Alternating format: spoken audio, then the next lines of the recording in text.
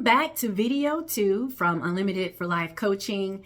As I mentioned in video 1, I will be doing videos at least once a month to support you in the month of May, which is Mental Health Awareness Month. And the theme for 2025 is turning awareness into action. And so what my intention is to share tips with you on how you can be proactive in improving, enhancing, or sustaining your emotional well-being. Now, I want to reiterate and emphasize that I am not a clinician. I am not a medical provider. If you are dealing with the challenges of trauma or a mental disorder, there is no shame. My heart goes out to you. We are all dealing with challenges in this day and age. And I just want to encourage you to reach out to a mental health provider if you're dealing with those challenges. On the other hand, I am a success coach with a specialization in mindfulness and emotional intelligence. And these are helpful tools that can be useful to anyone, whether you're seeking support from a medical provider or not. What I want to do is encourage you to utilize tools that can help you support, improve your emotional well-being. In between sessions, if you're seeking support from a medical provider, or even if you're not. These are tools that are evidence-based and backed by science. So, in this video, we're going to talk about how to slow down these thoughts that are fueling emotions. And so just a quick recap of video 1, we talked about the model of thought fueling emotion and emotion driving behavior. We call it the mind, thought, behavior model. And so basically what I was sharing is that if we were to imagine that our thoughts were like wooden logs and our emotions are fire flames, every time we have a certain quality of thought, in this instance, a negative thought, that negative thought will fuel a negative emotion. And the more you have these thoughts, the bigger this emotion becomes, or the more intense it becomes. And so what I challenged you to do is to observe how your negative thoughts may be fueling negative emotions for a few days.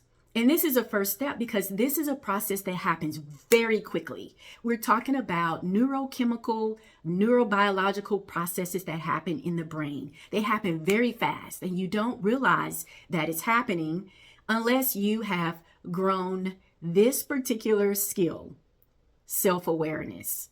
Now, so speaking of self-awareness, in emotional intelligence, there are 4 domains. The first domain is self-awareness. The second is self-management.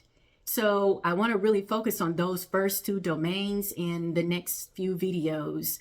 Pioneer of emotional intelligence, Daniel Goleman says, you can't know how to manage people or relate to other people if you are not aware of what's happening within you. And that's me paraphrasing it. But basically what he's saying is emotional intelligence begins with self-awareness.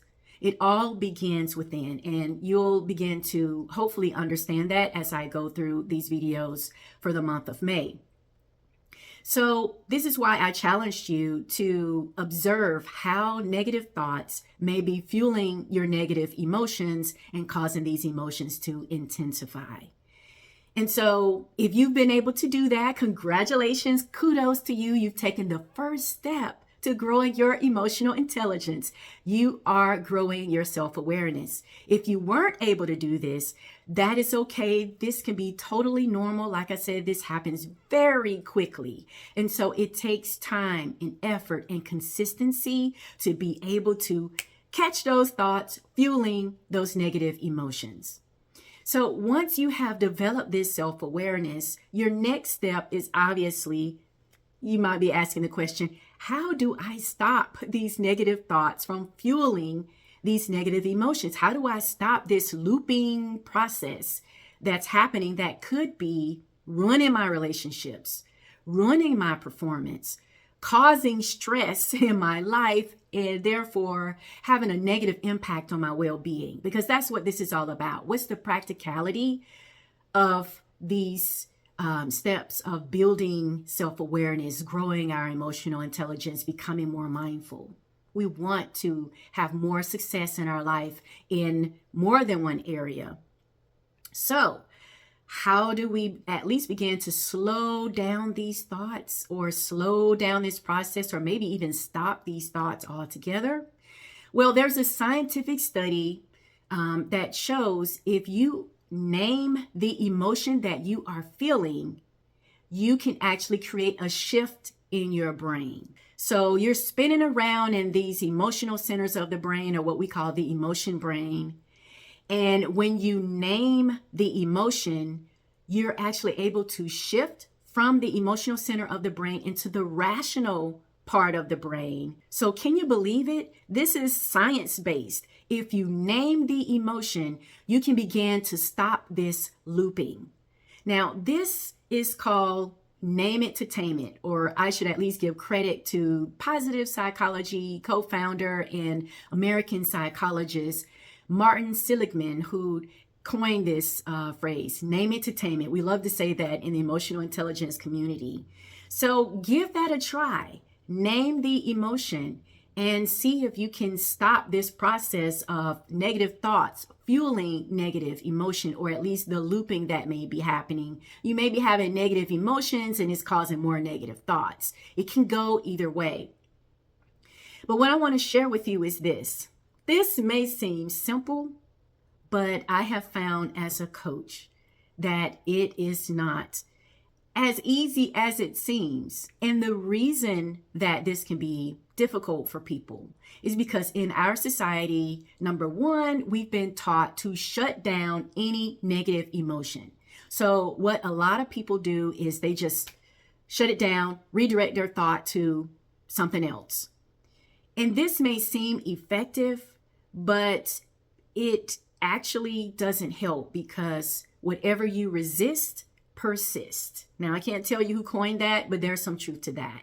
When you suppress your emotions, they actually intensify underground. You don't realize it consciously, but in your body, in your nervous system, that emotion is actually intensifying. And this is why sometimes it can show up as health problems. Another thing that I notice, especially with men tend to deal with their emotions differently. What a lot of my male clients have said, I just go to the gym and I work out. That's awesome. That's a quick way to put a Band-Aid on your emotions. But here's the problem. If this has become a pattern, if this negative thought continues to happen and you're continuing to fuel a negative emotion, you haven't changed the pattern. All you've done is,